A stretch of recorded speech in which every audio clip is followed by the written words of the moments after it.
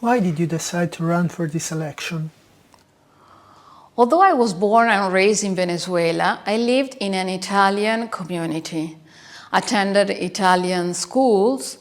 I grew up speaking Italian as well as Spanish. Therefore, I have a strong bond with my parents' motherland. I have always been very caring to assist those most in need, and since I was a girl, I have been very active in volunteering. The political passion, however, came later. During my youth, and even later, my life was essentially centered on two main points: my family and my work. But when in 2003, the responsible economic policies of Chavez forced me to close a travel agency to which I had dedicated 13 years of my life, I developed the awareness that we cannot remain indifferent to the choices that our governments implement. I've been in politics ever since. This choice convinced me to join the democratic opposition to the Venezuelan government and to assume the role of political representative for the coalition of the opposition parties, and one in particular, I should say. When did you join the Italian Lega Salvini? In 2016. At that time, I was a representative in Italy of the Popular Voluntary Party. During a demonstration, I met various Northern League exponents, and since then I started to be active in the Lega. Following my move to the States, I was appointed coordinator for Lega nel Mondo in Miami, and last year we had an unexpected success during the elections in the comites which the list L'Italia che ci lega. We have elected 2 members. Miami is a city with a vibrant Italian community, counting around 53,000 people. What are the characteristics of this community and the problems it faces? First of all, our community is very heterogeneous. There are people who have lived here for several generations and who may have completely forgotten their knowledge of Italian, and people like me who have only been here for these last few years. What I notice in all the descendants of the Italians is that there is a great interest in their Italian roots and a strong desire to maintain a relationship with the motherland.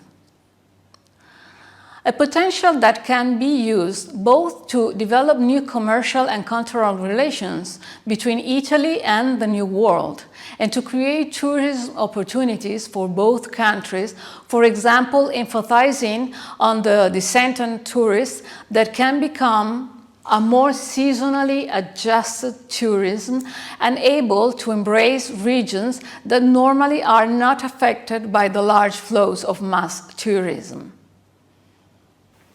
What are the problems facing Italians in North America?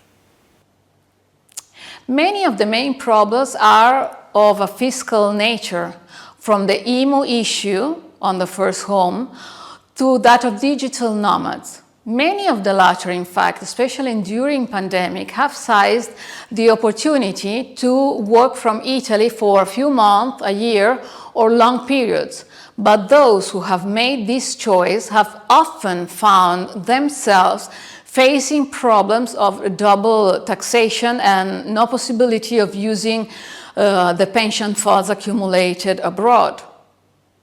On top of this, an easier taxation can be a key to favoring the return to Italy of our compatriots abroad, allowing them, among other things, to help the local economy.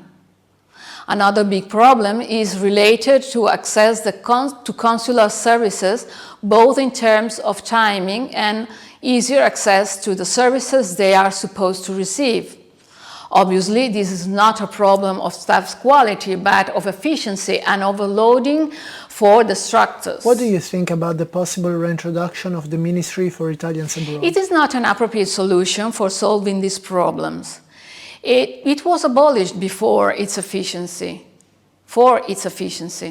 The competences of this department would inevitably overlap with those of the Ministry of Foreign Affairs, under whose control the diplomatic network is located, and all this would inevitably create a problem of division of competences.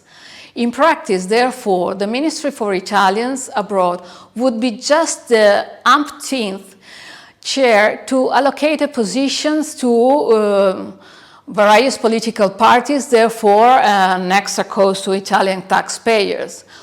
What we need is a plan that provides for the reopening of a series of consulates closed in recent years, the opening of new representations where there has been a greater increase in IRE members, and the strengthening of existing structures would be much more useful. I also propose greater digitalization of consular services, increasing the number of documents accessible online, and thus saving queues and bureaucratic delays, and the centralization of the booking and assistance system for Italians abroad. How? Yes. Well, by creating a 24-call center that manages the booking system for consular services and telephone assistance for our fellow countrymen in difficulty. The operators must have a good knowledge of foreign languages in order to be able to assist even those who no longer speak Italian as their mother tongue, and must be located in Italy so that it can also act as a tool for the return home of those young people who during the stay abroad have acquired a good command of foreign languages. I have noticed a large number of Italians abroad returning in Italy. Do you think this could also be a solution for Italy? Certainly. This applies not only to workers but also to pensioners, many of whom wish to spend the last years of their lives in their land and in the land of their ancestors. Returning pensioners, for example, can be a solution to the problem of the population of villages in inland areas, certainly more effective than the idea of repopulating them with illegal immigrants. If they were guaranteed adequate service, this would also lead to new services and new jobs in the target areas. And from this point of view, it is very important to start collaborative projects with the local authorities of these areas. For those who intend to stay in the new countries, because perhaps he or she was born and raised here, but still has interests in Italy and in any case does not want to lose contact with his ancestral homeland, what are the initiatives you intend to implement? First of all, we set up of language courses, cultural initiatives, and support for family ancestral tourism, building on the experiences of countries such as Scotland and Ireland or Spain, which each year attract hundreds of thousands of tourists in search of their roots. Secondly, to the strength the diplomatic network which we have already spoken about. And finally, there is that enhancement of the diaspora element that we have often seen in many communities and which not infrequently takes on great importance in the development of economic and commercial relations between the ancestral motherland and the countries of destination. Needless to say, this is an element to the advantage of both the former and our Italian communities abroad. What can you guarantee to those who vote for you?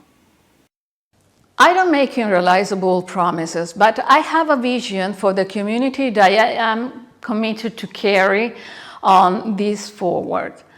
I have always given great importance to the community element, and for this reason I am committed to have constant relations with the institutional and societies for Italians abroad. First of all, the comites, CGE, also as a member of parliament, then I will maintain the same readiness for dialogue and listening those who need my assistance exactly as I did during my previous political activities, and those who know me have been able to appreciate it in the past.